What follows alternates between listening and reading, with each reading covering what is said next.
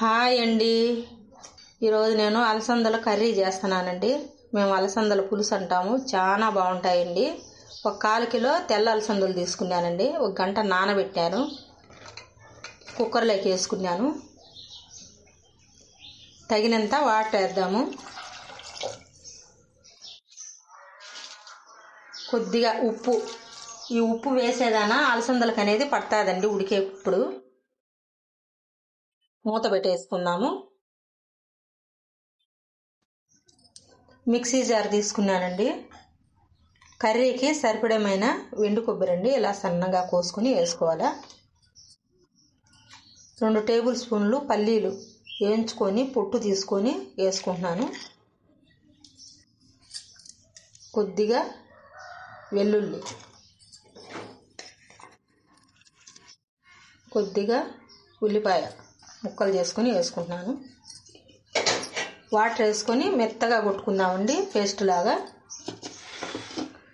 కొద్దిగా చింతపండు అండి, ఒక చిన్న నిమ్మకాయ సైజ్ అంతా నానబెట్టుకుందాం కడుక్కొని. త్వరగా నానాలంటే వేడి నీళ్ళు పోస్తే నానిపోతుంది. స్టవ్ వెలిగించుకున్నాను, కడాయి పెట్టుకొని తగినంత ఆయిల్ వేసుకున్నానండి. కొద్దిగా పోపు దినుసులు, ఆవాలు వేసేసుకున్నా.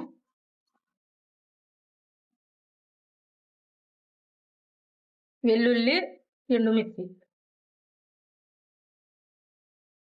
ఉల్లిపాయ అండి ఇలా పెద్ద పెద్ద ముక్కలుగా వేసుకున్నానండి.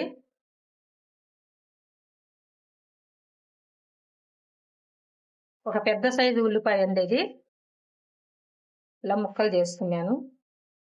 ఇవి కర్రీలోకి ముక్కలు ముక్కలుగా ఉంటే బాగుంటుందండి తినేదానికి, ఎక్కువ యాగనీయకూడదు వీటిని.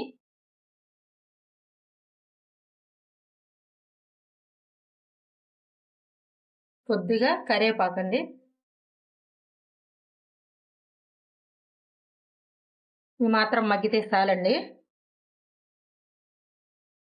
2 టమోటాలండి పెద్ద సైజు, ఇలా ముక్కలు చేసి వేసుకుంటున్నాను.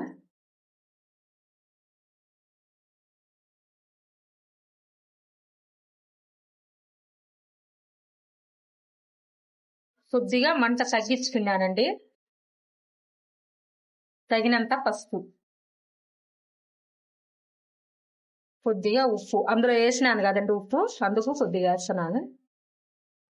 అలసందలు వేసినాను కాబట్టి ఇవి మెత్తగా మగ్గనిద్దామండి, కలుపుకుంటూ మగ్గనిద్దాము మాడకుండా.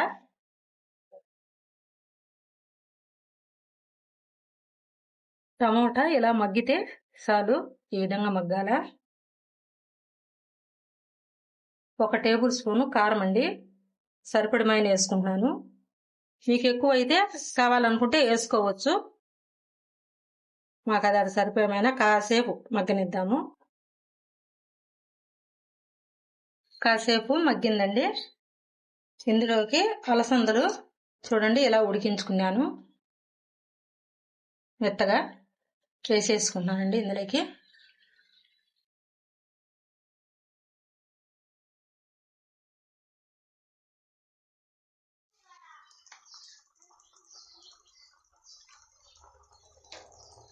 మసాలా అండి,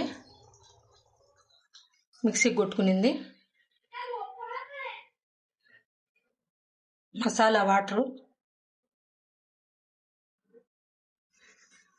చింతపండు రసం అండి ఇలా గుజ్జు తీసుకున్నాను. 1 2 టేబుల్ స్పూన్లు ధనియాల పొడి, కొద్దిగా కొత్తిమీర,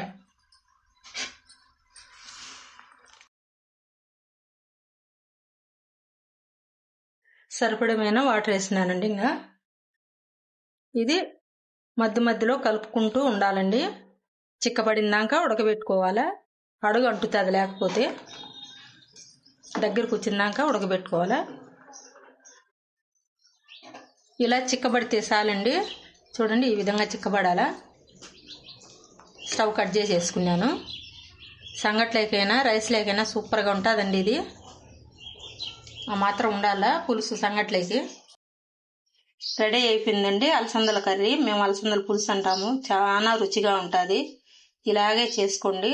లైక్ చేయండి, షేర్ చేయండి, సపోర్ట్ చేయండి. ఎలా ఉందో కామెంట్ చేయండి. బాయ్ అండి.